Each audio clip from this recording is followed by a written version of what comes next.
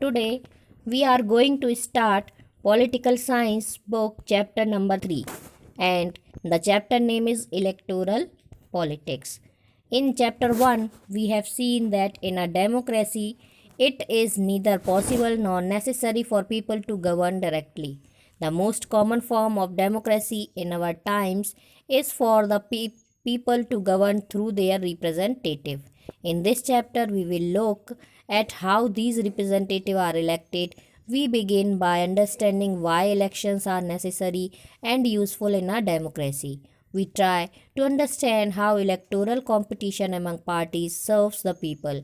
Where we then go on to ask that makes an election democratic. The basic idea here is to distinguish democratic elections from non democratic elections. Here we also examine the role of the election commission in ensuring free and fair election. तो chapter 1 में हमने पढ़ा था कि एक डेमोक्रेटी जो होती है वहाँ पर लोगों को डायरेक्टली सत्ता में आने की ज़रूरत नहीं है, वो अपने रिप्रेजेंटेटिव्स के थ्रू शासन करते हैं। हम इस चैप्टर में पढ़ेंगे कि किस तरह से एक डेमोक्रेसी में इलेक्शन होता है और जो अपोजिट पार्टीज़ होती हैं, अपोजिशन के लोग होते हैं, वो किस तरह से जनता को बेनिफिट पहुंचाते हैं और किस तरह से कंपटीशन के कारण लोग जो है उस लोगों की जो पार्टीज़ हैं लोगों की सेवा करती हैं। हम इस चैप्टर में ये भी पढ़ेंगे कि जो इलेक्शन कमीशन है वो किस तरह से इंश्योर करता है कि जो इलेक्शंस हों फ्री हों और फेयर हों। तो ये सारी चीज़ें हम इस चैप्टर में पढ़ेंगे। 3.1 वाई इलेक्शंस। अब सबसे पहला क्वेश्चन ये होता है कि इलेक्शन क्यों होते हैं। So the newspaper report is about the state assembly elections in Haryana in 1987. The state had been ruled by a Congress party-led government since 1982. Chaudhry Devilal, then an opposition leader, led a movement called Nyay Yudh, Struggle for Justice, and formed a new party, Lok Dal. This party joined other opposition parties to form a front against the Congress in the elections. In the elections campaign, Devilal said that if his party won the elections, his government would waive the loans of farmers and small businessmen. He promised that this would be the first action of his government. The people were unhappy with the existing government. They were also attracted by Devilal's promise. So when elections were held, they voted overwhelmingly in favor of Lokdal and its allies. Lokdal and its partners won 76 out of 90 seats in the state assembly.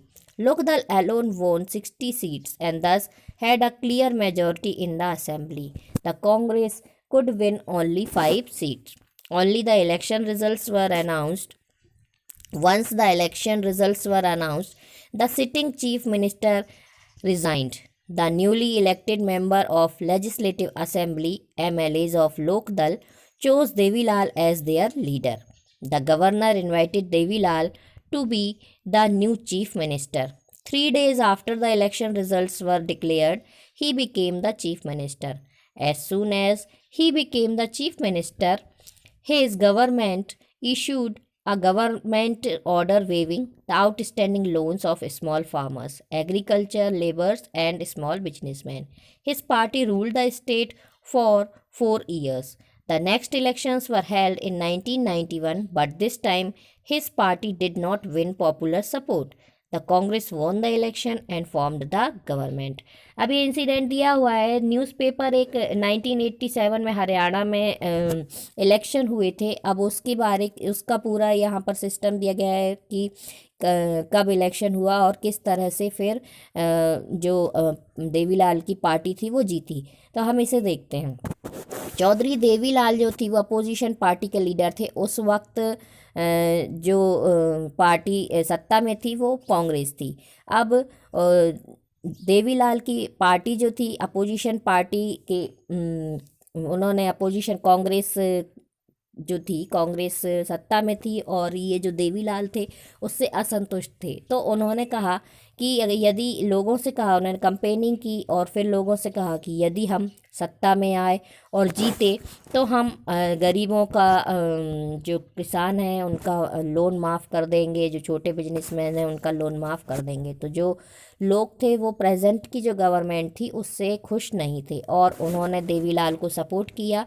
और उसके बाद वो जब चुनाव हुए तो 90 में से 76 सीट्स जो थी वो देवीलाल की पार्टी को मिली और कांग्रेस को सिर्फ 5 सीट्स मिली। और इस तरह से जो देवीलाल थे वो उनकी पार्टी विजयी रही। अब जो गवर्नर थे उन्होंने देवीलाल को पहले जो मेंबर थे देवीलाल की जो पार्टी थी उनके जो मेंबर थे उन्होंने उनको अध्यक्ष घोषित किया कि हाँ हम इनको पद देना चाहते हैं। और उसके बाद जो गवर्नर थे उन्होंने देवीलाल को इनवाइट किया और जो पुराने मुख्यमंत्री थे कांग्रेस के उनसे रिज़ाइन लिया और उसके बाद जो नए देवीलाल थे उनको उन्होंने शपथ दिलाई। अब इस जैसे ही शपथ कार्यक्रम समाप्त हुआ 2-3 दिन के बाद ही जो देवीलाल की पार्टी थी उन्होंने किसानों के और छोटे बिजनेसमैन थे उनके और एग्रीकल्चर लेबर थे उनके सारे कर्ज माफ़ कर दिए और फिर 4 साल तक इस पार्टी ने रूल किया, शासन किया। लेकिन फिर उसके बाद जब नेक्स्ट इलेक्शन आए 1991 में तो यह पार्टी उतना पॉपुलर सपोर्ट नहीं पा सकी और इसके बाद ये पार्टी उस चुनाव में 1991 के चुनाव में हार गई और फिर से कांग्रेस को जो है गवर्नमेंट उसके कांग्रेस के हाथों में आ गई। कांग्रेस ने इलेक्शन को जीत लिया। अब हियर इज़ गिवन एक्सरसाइज। अब आप देख सकते हैं ये हमने पूरा आपको इंसिडेंट बताया कि Jagdeep and Navpreet read this story and Drew the following conclusion. अब जगदीप और नवनीत ने ये स्टोरी पढ़ी और कंक्लूजन निकाला। Can you say which of these are right और रॉन्ग? क्या आप बता सकते हैं कौन सा राइट है और कौन सा रॉन्ग?